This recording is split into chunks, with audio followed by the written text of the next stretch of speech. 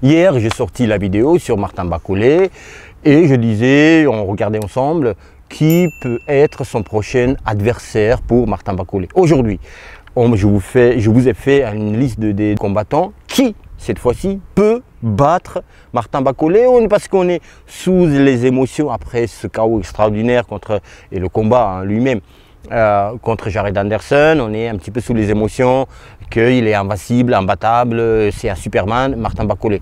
Prenons du recul, du sang-froid et on va analyser qui peut battre finalement sur 10 boxeurs, la liste de 10 que je vous ai fait, et on va voir qui peut battre Martin Bacolé. Bonjour à tous, je m'appelle Dato et bienvenue sur Dato Boxing. N'oubliez pas de liker cette vidéo, commenter, partager, abonnez-vous et mettez la petite cloche pour être prévenu quand les nouvelles vidéos sortent. Je vous en remercie par avance. J'ai fait cette liste là, j'ai commencé par les boxeurs de pays de l'Est, il y en a 4. Commençons par Bahadir Jalolov, le boxeur ouzbek, champion olympique de Tokyo.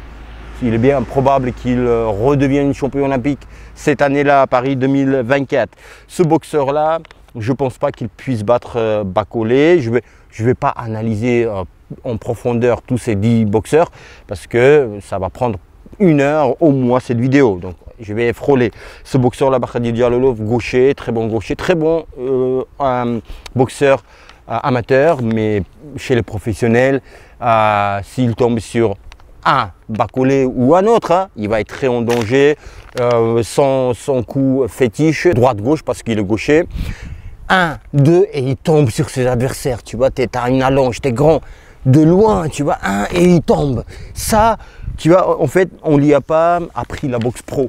On lui a trop laissé parce que vu qu'il il fait à chaque fois un cycle de 4 ans pour les nouveaux jeux, nouveaux JO. Donc il garde toujours cette boxe olympique, cette boxe amateur. Donc je ne le mets pas favori contre Martin Bacolé. Alexander Usyk, ukrainien.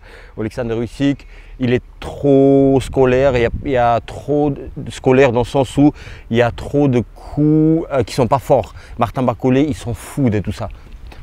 Ils sont voilà, on crache, il s'en fout, tu lui tapes 1000 fois, il va te choper.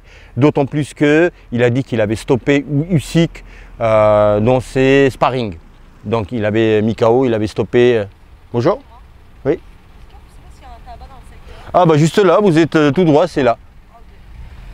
De rien. Je disais, oui, Usyk, donc voilà, il s'en fout, il va choper, Bacolé va le choper parce qu'il va tourner Usyk à un moment donné, il en aura marre de Bacolé, je pense que il le bat. Bacolé le bat maintenant. Quand il dit je l'ai stoppé, je l'ai mis KO, je l'ai stoppé en sparring, ça ne veut pas dire grand chose non plus parce qu'on se souvient quand Hrgović, dans les conférences de presse, il disait que ça, que Dubois, toi, tu as souffert, je t'ai stoppé dans les sparring et on a vu au combat qu'est-ce qui s'est passé. Dubois il stoppe Hrgović, donc ça veut dire quelque chose et en même temps ça ne veut pas dire grand chose. Donc je mets Bacolé favori contre Usyk. Un autre boxeur de pays de l'Est, russe cette fois-ci, Arslanbek Makhmoudov.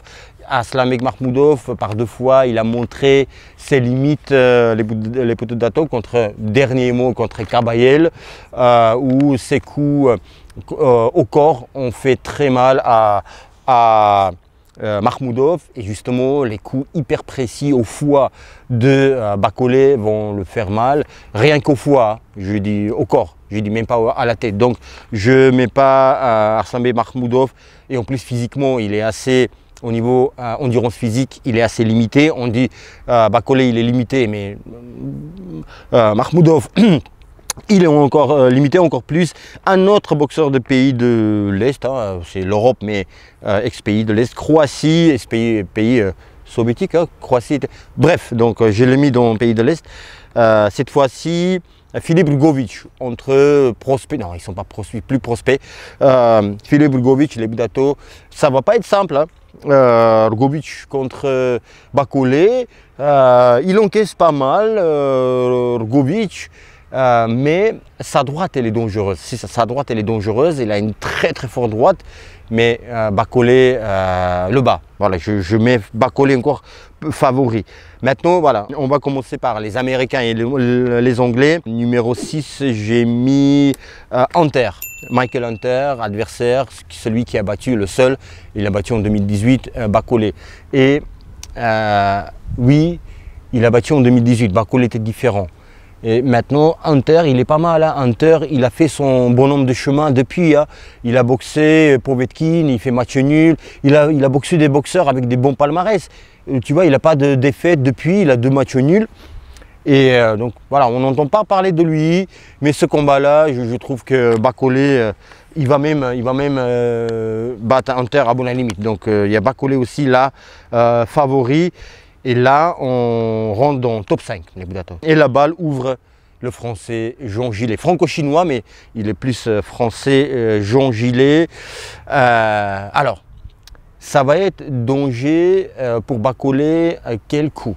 C'est le contre de bras arrière, il est gaucher, de Jean Gillet, direct. Et le contre aussi, quand tu avances, avec le crochet du droit, tu vois, il te chope. Il y a 2 coups qui sont dangereux, mais je pense que Bacolé, là aussi, Jean Gillet, je mets Bacolé favori, même si ce combat-là, c'est le choc de titans, comme je disais, choc de 2 immeubles qui vont s'affronter. C'est très très passionnant. Et vous êtes passionné par ça et dangereux. 4e, c'est Daniel Dubois, les Budato. Daniel Dubois, il a la confiance. Il y a Martin Bacolé aussi, il a confiance. Mais Dubois prend beaucoup de coups, énormément de coups, les Budato. On a vu dans son dernier combat contre Rogovic combien de droites sont passées, combien de droites, il n'y a pas une esquive. Bam, bam, la défense, c'était le front. Tu vois, il prenait dans le front, c'était sa défense, les coups, tu vois. Mais Bacolé, c'est plus sec, c'est plus punch, tu vois, il punch plus, c'est un puncher Bacolé. Là, tu vas dormir, hein. Là, tu vas dormir droite et en plus supercute. Tu vois, il a cette garde là un petit peu à cause de ses muscles. Tu vois, c'est pas comme ça pour empêcher l'uppercut de passer. C'est comme ça. Les uppercuts de Bacolé, c'est les meilleurs chez les poids lourds. Hein. Uppercut du droit ou gauche, c'est les meilleurs. Franchement, c'est le meilleur dans le circuit. On passe numéro 3 maintenant. Top 3, j'ai mis Tyson Fury. Tyson Fury, le combat il va être difficile contre Bacolé. Tyson Fury, il a des chances. Il a des chances jusqu'à 8e reprise, jusqu'au 7 et 8. Le dernier tiers dans 4 rounds, si le combat c'est 12 sur 12 rounds, c'est Bacolé va le finir. Encore faut-il que Bacolé soit prêt en condition physique, hein, parce que Bacolé, au moins les 3 derniers combats, on n'a pas vu, au moins. Hein. Si on parle juste les derniers, hein, on ne va pas aller plus loin, il n'a pas fait plus de quelques rounds. Il n'a pas fait 10 rounds, 12 rounds. Donc on ne sait pas qu'est-ce que donne sa condition physique si les combats durent plus de 6 rounds et jusqu'à 10 et 12. Donc, alors que Tyson Fury a l'habitude d'avoir les combats qui durent. Mais je pense que s'il est bien au niveau condition physique, il termine Fury, même si Fury, il a beaucoup de chance aussi. Il a des chances, hein, parce que par sa boxe, travailler de loin, il ne tombe pas sur ses coups, il va travailler de loin, au corps à corps, il va te clincher. Bon, c'est simple à dire comme ça, mais Martin Bacolé, encore une fois, en prêt, tu vois, il est trop dangereux au prêt, tu vois. Il sait travailler de loin, au prêt, il est très compliqué à travailler au corps à corps, tu vois, avec ses uppercuts au foie, à la tête, uppercut du droit, crochet. Il est très, très dangereux, donc là aussi, je donnerai favori Bacolé. Top 2, maintenant, 2e, Anthony Joshua, les Budato. Est-ce qu'il peut battre Bacolé? Top 3, en fait, c'est les plus dangereux. Joshua, quel coup est dangereux? C'est le direct du droit, uppercut du droit, pardon, et crochet, mais plus la droite, direct et uppercut. C'est pas un punch, celui-ci, en fait, non, c'est un frappeur explosif.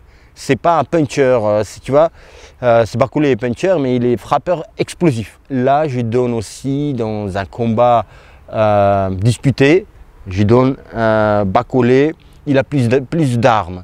Mais c'est dangereux. Il est plus dangereux que Tyson Fury, Anthony Joshua. Donc, on monte donc dans crescendo. Celui qui a des armes, attention, moi j'ai pris celui qui a dans son panoplie, dans son style. Bah bravo. Il en restait un peu. je renversais le café, c'est pas moi, c'est le vent. Donc dans son style de boxe, est-ce qu'il a la panoplie des coups, des enchaînements contre Martin Bacolé? Je vais juste jeter ce gobelet-là. Alors, c'est Kabayel, les Budato, qui a cette boxe-là qui peut déranger Martin Bacolé. Quelle boxe? La même boxe qui a dérangé Makhmoudov, le russe, le géant, c'est-à-dire travail au corps. Et travail au corps, chez Kabayel, n'est pas bam bam bam bam pour monter à la tête. Non, il est très intelligent. Il te boxe, il voit ouverture, il y va. Bam, il y va. C'est pas les coups juste envoyés pour envoyer et ainsi se fatiguer. Non, tu vois, taper à la garde au coude, très intelligemment, au milieu il travaille. En plexus, tu vois, il se met sur côté, boum, sur le côté, au milieu. Martin Bacolé, les Budato, sachant que sont au niveau protection du corps, il ne se protège pas trop.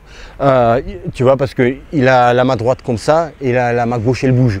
Et on a vu contre Carlos Takam, lui envoyait des coups, les droites et les gauches directes au corps, il ne se protégeait pas. Il s'en foutait un petit peu beaucoup. Tu vois, ouais, il ne se protégeait pas. Genre, allez, vas-y, tape, tu vois, boum, la gauche, tu vois. Il n'y a pas un moment où, tu vois, il voulait se protéger. Donc là, justement, il n'y a pas un béni pour Kabayel et aussi au niveau défensif, il est très bien aussi Kabayel. Bon travail de buste et travail au corps pour fatiguer, là où on dit souvent, Bacolé, il est physiquement, il est juste. Voilà. Jusqu'alors, il n'a pas démontré qu'il était, court physiquement.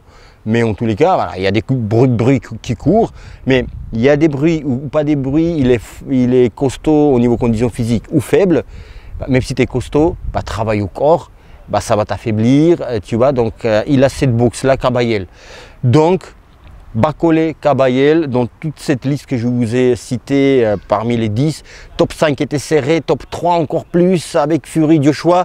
Top 1 maintenant, cette boxe-là qu'il a. Il ne faut pas avoir comme ça, de cette manière-là, que si j'ai mis Kabayel plus haut que Anthony Joshua, ça ne veut pas dire que Kabayel est plus fort que Joshua, plus fort que Usyk. Rien à voir là, les gars. J'ai mis, tu vois, sur mesure, la boxe, les enchaînements qu'il a, le style de boxe contre Bacolé, c'est le sur mesure.